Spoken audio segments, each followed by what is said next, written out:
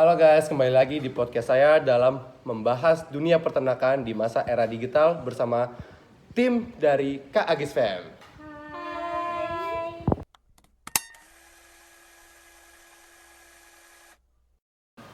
Halo semua, membangun bisnis dalam bidang peternakan memiliki peluang yang tinggi di Indonesia. Salah satunya di bidang peternakan unggas. Hal ini menjadi satu alasan generasi muda untuk mulai berternak unggas. Seperti contoh kakak yang satu ini merupakan pemilik ternak unggas yang mulai mencari peluang usaha bisnis di dunia peternakan. Sebelumnya, apa kabar Kak Agis? Baik, gimana kabar Anda? Baik Kak, terima kasih Kak. Biar pendengar tahu juga nih kakak siapa, boleh dong kakak perkenalkan diri terlebih dahulu. Boleh. Baik, saya Giseli Saranisa. Saya salah satu pemilik ternak unggas. Awal mula kakak terjun di bidang peternakan itu karena apa nih Kak? Awalnya sih iseng ya, kayak search di Google investasi, terus keluar tuh ada investasi ternak. Nah, akhirnya saya melihat bisnis ternak ini begitu besar peluangnya. Nah, akhirnya saya mencari tahu bagaimana sih cara membuka bisnis ternak ini, dan setelah saya mendapatkan ilmunya, saya menerapkannya. Nah, sekarang kan sudah di era digital nih Kak. Bagaimana nih cara kakak dalam mengelola peternakan biar pendengar juga tahu? Untuk awalnya sih saya mengelola peternakan ini dengan cara tradisional ya, dan seiring perkembangannya waktu, akhirnya saya mengubah pengelolaannya menjadi digital. Nah, karena dengan memanfaatkan teknologi ini, semua pekerjaan dikerjakan dengan cepat, mudah, dan akurat. Nah, untuk pekerja di peternakan kakak biasanya mencari pekerja lulusan dari mana aja nih Kak? Untuk pekerja, saya mencari yang memiliki keahlian di bidang kesehatan hewan ya. Tapi masyarakat selalu berpikir bahwa di era digital ini semua susah untuk mencari pekerjaan karena manusia digantikan oleh mesin. Namun untuk pekerja saya, ketika pengelolaannya diubah, saya memberikan mereka pengarahan bagaimana cara mengoperasikan mesin dan teknologi yang lain. Dan saya membawa kedua asisten saya ini, mereka berdua lulusan paramedik veteriner sekolah vokasi IPB. Nah, untuk kakak ini, dia bernama Dini. Dia sebagai penanggung jawab bagian kesehatan ternak. Dan untuk kakak yang satu ini, dia bernama Riza.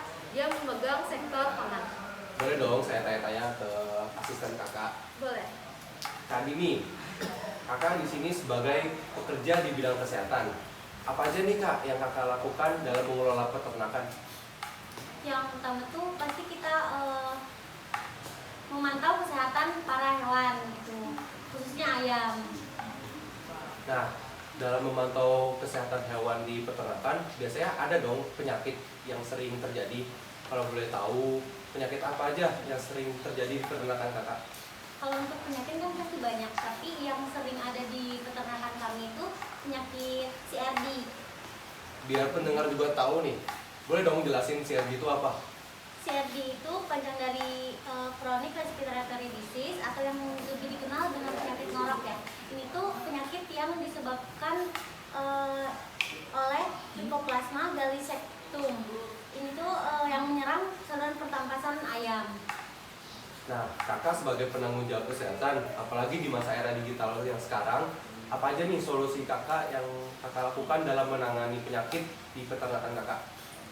Solusi yang kita lakukan awalnya tuh kita masih bingung caranya gimana buat meminimalisir penyakit ini. Tapi di era digital ini kita akhirnya mengetahui beberapa obat yang ampuh untuk mencegah penyakit ini kayak gitu. Dan tapi ada pun cara efektifnya lagi itu dengan memisahkan beberapa ayam sehat dan ayam yang sakit kayak gitu. Dan kemudian biasanya untuk mengetahui data berapa ayam sehat dan ayam sakit itu kita memanfaatkan teknologi digital.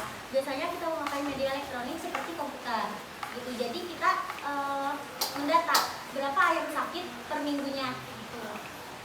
Oke Kak, makasih informasinya nih dalam pengelolaan di bidang kesehatan. Saya mau nanya juga nih ke Kak Riza. Kak Riza, apa aja nih yang kakak lakukan sebagai pengelola sektor pangan pada peternakan Kak Agis? Pekerjaan yang saya lakukan sebagai pengelola yaitu memantau pakan ternak agar dapat berjalan dengan baik dan terberikan secara merata. Pasti di peternakan Kak Agis ada dong kendala di sektor pangan. Apa aja nih kendala yang sering terjadi di peternakan Kak Agis dan solusi kakak sebagai penanggung jawabnya apa? Kendala pada sektor pangan sama seperti tahun sebelumnya, yaitu kenaikan harga pakan yang berimbas pada modal produksi. Dan solusi pada peternakan kami yaitu menggunakan bahan pangan alternatif seperti pohon talas, darah kartu, beras dolok, dan tepung tulang. Dan di peternakan kami juga dari tahun sebelumnya sudah menggunakan mesin untuk pemberian makan.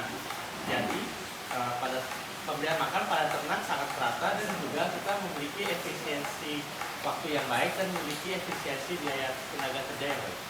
Oke Kak, makasih nih informasinya dalam pengelolaan di sektor pangan. Berarti peternakan Kakak semuanya diurus dengan baik ya Kak?